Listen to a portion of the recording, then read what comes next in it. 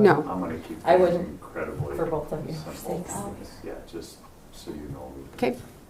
All right, well, let's go ahead and rise for the Pledge of Allegiance.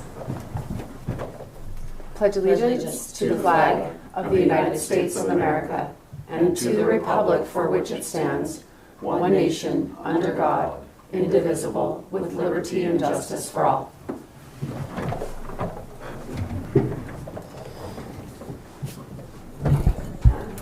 All right, good morning, everybody. I could have told you this a few minutes ago. Make sure you sign in on that sheet in the back, if you would. And when you come to the podium, please state and spell your name for the record. And your time. And your title. Your title, too. We'll just start off with public comment. Any public comment for subjects not on the agenda? Is there any comment? Okay, I was going to say it's first day of school today, a little earlier than we're used to, but everybody's off to a good start, I think, hopefully. And also, just a reminder, Skidway Campground is closed. It's supposed to be closed through September 12th for road work, but they may be done sooner than that. So I think you can check Forest Service website on that. Our first and only item of discussion today, Mr. Brad Rocht, Townsend K-12 School District Superintendent, and discussing the 25-26 budget presentation, please. Thank you. I'm Brad Rocht, Superintendent of Townsend Schools. I have with me, just in case she can help answer any questions, Courtney Bancroft, who is our Clerk and Business Manager. More than anything, I just wanted to let you guys put a name, face with the name, as she's one of the people that legally signs our school district budget. And she's the one that helps compile a lot of these numbers, works with the state, and works directly with the county treasurer and county superintendent to do this. So by statute, the county commission has to approve our school district budget. We submit it to the county superintendent of schools, which is Melissa Franks, and then you guys approve it as a commission. School district budgets are based on numbers provided by the state and through OPI. There's clearly a number of different funding sources and a lot of different formulas that go into a school district budget. The main things with a school district budget is what's called basic entitlement, and you get a set rate of money for having an elementary school, a middle school, and a high school. And regardless of whether, you know, if you're an independent district that has just K-5, you get the elementary rate. We do get all three because we are a combined K-12 school district. And then the bulk of the funding formula is from what's called ANB, average number belonging, and it is just a rate based on student numbers, student enrollment on certain dates of the year. They use a 3-year average to determine those, and that's a little bit of the way of equalizing funding between large districts and small districts. And so that's a system that has been in place in Montana for a long time. Our school district budget, as you can see, I think I did provide a budget to everybody. I don't know how much you guys have been able to dig into it. Our bottom line is a little over $8.8 million, with a general fund of about $6.4 million. And I've provided you with some information about what each of those, you know, there's a number of different funds in school budgeting, and you have all of that information in the budget report. And there are several things that have influenced ours. There was the A and B trends that I talked about, the number of students we have, the ebb and flow of that as our student enrollment declines and grows from year to year, which is why we're allowed to use the 3-year average. There's permissive levy funds that are used to fund they have very specific costs that can be paid out of those. And the school has really tried to do the best we can to maintain our budget and operate and still provide what we consider a very quality education through trying to make, we've really worked on trimming the fat off a little bit, as everybody, I think, at every level of government has tried to do recently as funds become available. Our county and everything is based upon the taxable valuation, just as everything is, and a lot of the numbers are put into mills, and that's how we come to our numbers when we do the math, just as they do with any other funding source.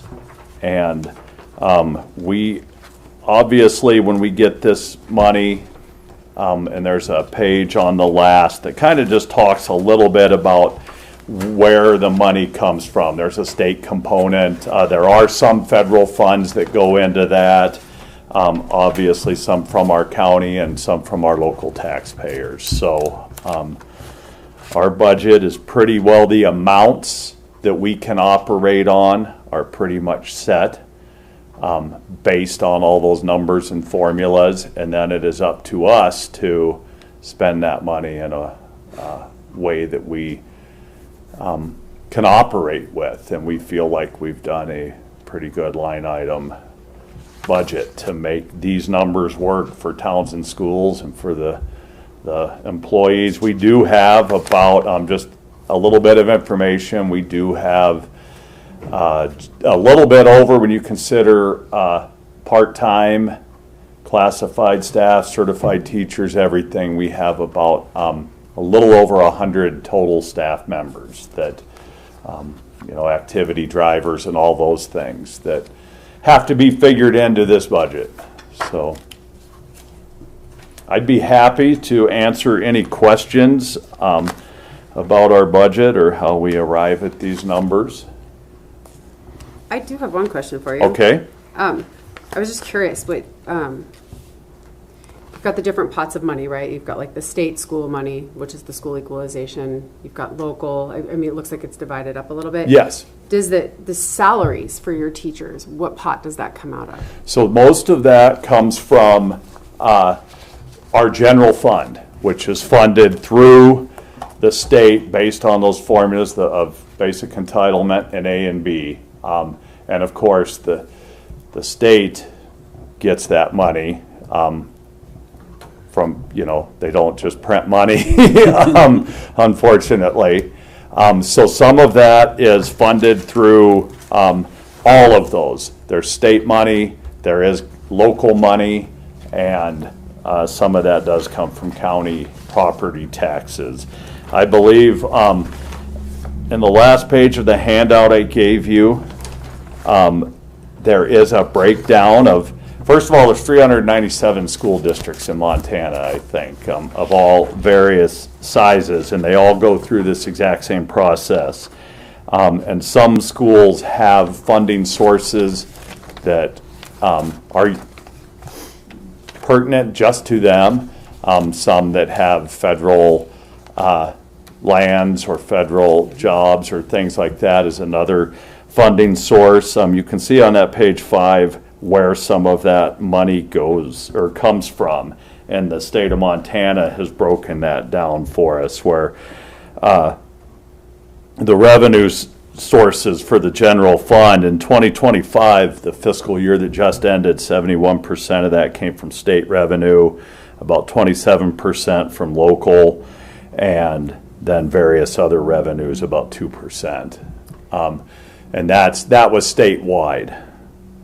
So when we are talking like as a community about like our teachers need paid more, right? Or we have trouble recruiting or retaining teachers because our district can't pay as well. Is that based on our numbers of enrollment, or is it based on the formulas from the state that they say, okay, here's how much you get? That's a good question. A little bit of both. There's a lot of factors that there are many factors that go into what you can pay teachers. And we have a collective bargaining agreement where our union negotiates directly with the school board. And they come up with those numbers. And when they do that, they look at a variety of factors. Generally speaking, most schools in Montana operate at about between 80 and 90% of their general fund going towards salaries when you consider all the different salaries. And factors that influence those are what programs you need to buy. Obviously, rising utilities, which everybody faces, is going to have a bearing on how much money is left over to pay teachers. And all of those things are part of it. The state has made some commitment to help incentivize people going into teaching. There's been an incredible shortage and lack of availability of people going into the teaching field and people leaving the teaching field in the state of Montana. And so our state legislature did take some steps to incentivize districts to pay more, and by doing that they gave a slight increase in A and B, and then they also passed what was called the STARS Act, which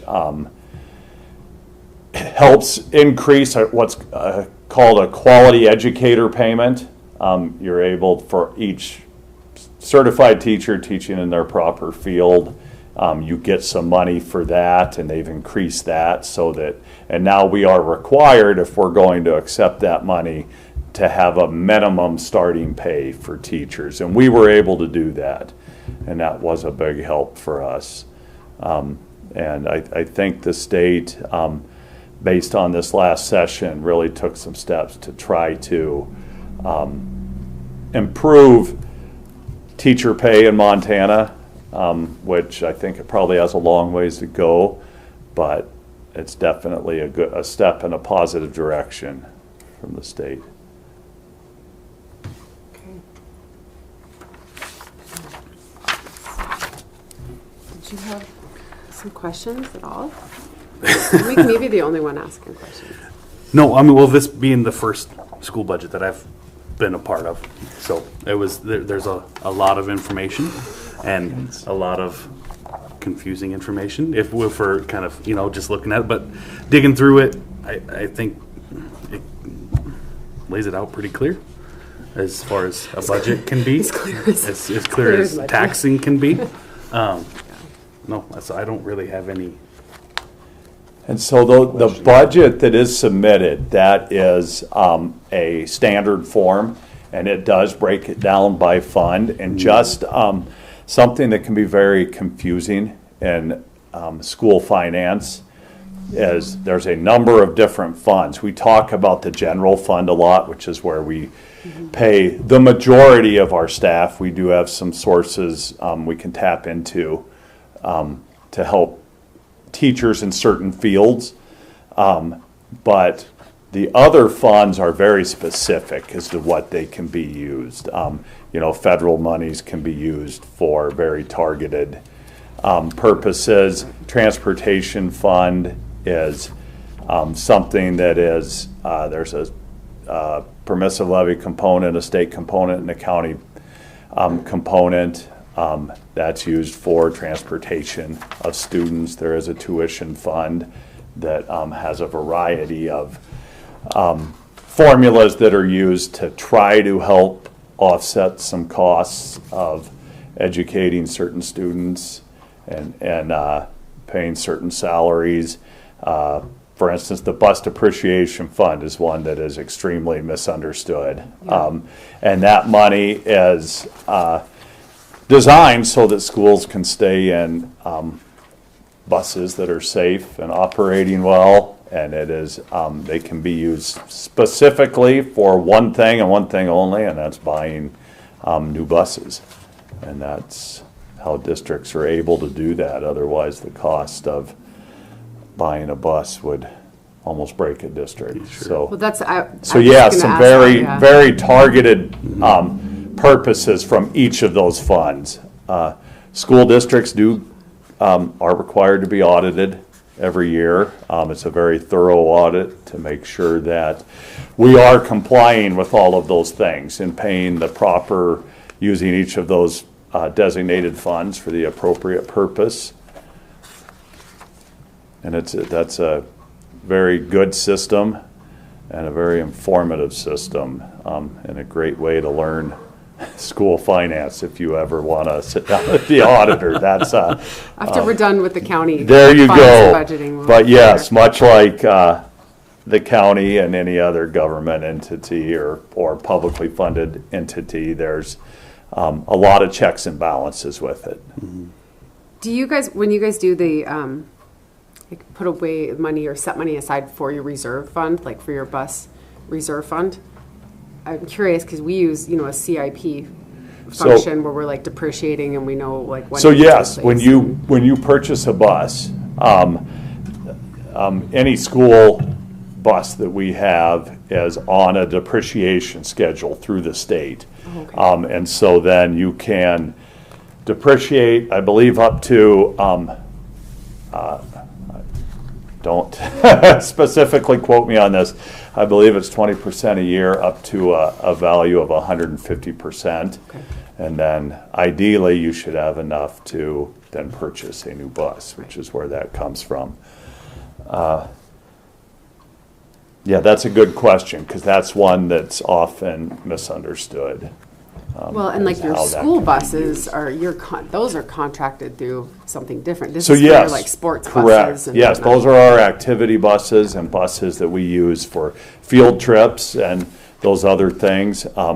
We do contract, as many schools do, and I believe most of our local schools do, contract with an outside vendor for our transportation. And in our situation, our vendor and transportation provider owns the school buses, and then we pay them on again, a very complex state formula of fuel prices, their bid, and we've been very fortunate to have an excellent provider that's does a great job for us, because that's another one of the many challenges that school face. I mean, that's a whole nother topic, is finding drivers for bus routes and anything that you do. And that's, you talk about a state and nationwide shortage. That's it, because it is no longer a very simple process to get a CDL. No. But yeah, that's how we are able to keep buses in, safe and working buses, is through that bus depreciation fund. That just reminded me too, and you can make a plug for all the probably 2 people watching, but it just reminded me, I know you guys run a CDL program. You did a CDL program, right, at the school? We did. We were very fortunate. So we do have an adult ed fund through a permissive levy that is, I think, a great program for people, adults in our community, to take some classes, learn a lot of skills, check out some interests. One of the things we were able to do was we were fortunate enough to have a CDL, an approved CDL provider, a certified CDL provider in our community that was able to offer a class, and through that we've been able to get several more people licensed, because it's really almost cost prohibitive anymore to get a CDL. It used to be you could study on your own, and then you could go up, take the test, meet all the qualifications, and it's not easy. The test is not easy, but you could do it on your own. Now you have to do it through a certified provider, and when you look at what we pay drivers and what probably any school pays drivers, it's hard to make that pay for new people to go get their CDL with a passenger endorsement. So we had our Rachel Brug and Jeremy Rice were able to put together a class. Rachel is our adult ed coordinator, and Jeremy is actually our transportation provider. And yeah, they were able to open it to the public, and we are incentivizing to kind of do some cost reimbursement if they drive for the school. And that's been a great program. He had a great response, does a fantastic job teaching it. And hopefully we will get some people through that program that not only have their CDL for other purposes, but that are willing to drive for the school. And so that's been a very much a shortage. We've had to cancel some school trips and student learning opportunities because of a lack of drivers. And now, hopefully we've deepened our pool or broadened our pool a little bit. So, Okay. yeah, really a good, and I encourage anybody in the community, again, another plug, to check out our adult ed program, because there's a little something for everybody in that. So that was going to be my next question, then you can hammer away if you have some questions. But Hit me. I was going to say, where do people get that information for the adult ed, but also if they had questions about the school budget, who should they talk to? So if you have questions about the school budget, feel free to reach out to me. And my contact information is on the school website, townsend.k12.mt.us. Adult ed, any information about the school you can find on our school website. We also try to keep things updated on our school social media accounts when appropriate, and we also have a school app that you can actually get that can give schedules and information. But the website is the best place to check not only what's available through adult ed, but general information about our school or how to contact somebody at our school. Great, thank you. Did you have questions? I don't think so. Not more than what's been discussed. Did you have any questions you'd like to ask? No, thank you It's for all you okay. do. Yeah. That's- Yes, well, thank It you was guys, and very thanks informative. for Yeah, thank you. thank you for getting us on the agenda.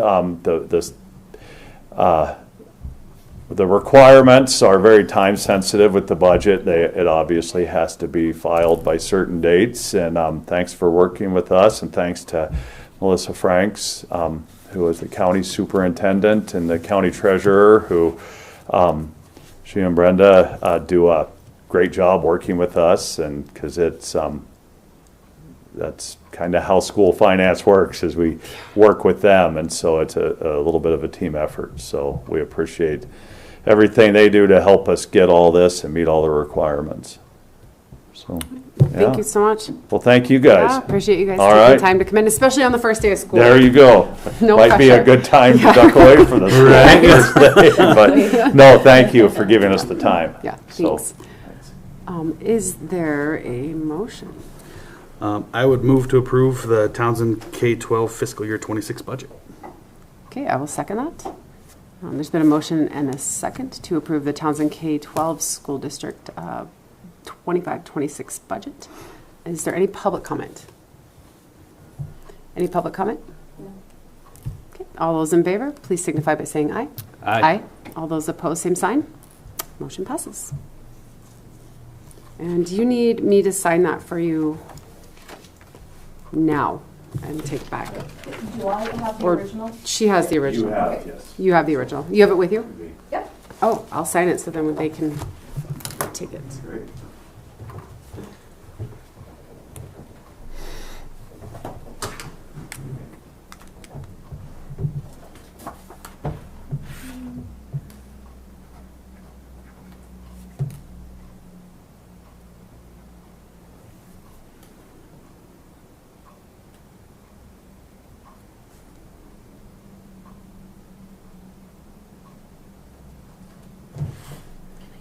Yes. I have to write in all caps when I print my name because my handwriting is that bad. There you go. See, you were not a Townsend Public School product. So No. Had you been? No. Had I been. Well, to be fair, my sixth grader has a better handwriting than I do. It So. would be legible like mine. Yeah, right. Yeah. It's somewhere, I don't even know if I could write full cursive anymore. Like it's somewhere chicken scratch between cursive and printing. I don't know.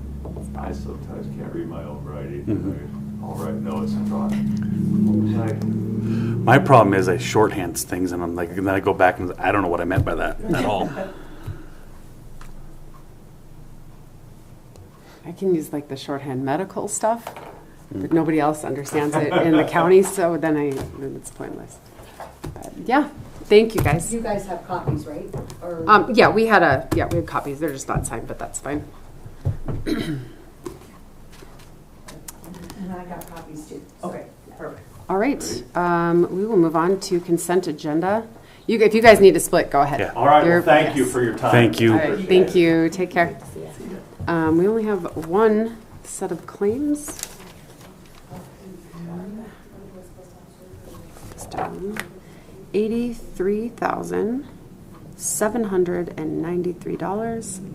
$83,793.12.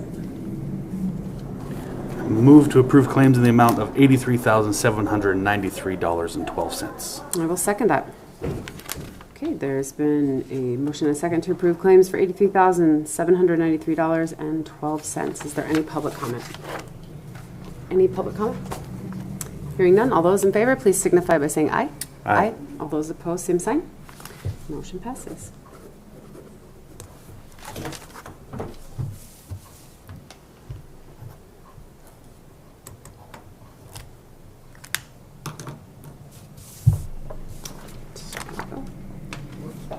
Is there anything else? Anything else? Any other public comment? Anything you want to add? I don't have anything. Okay. All right. We will go ahead and adjourn.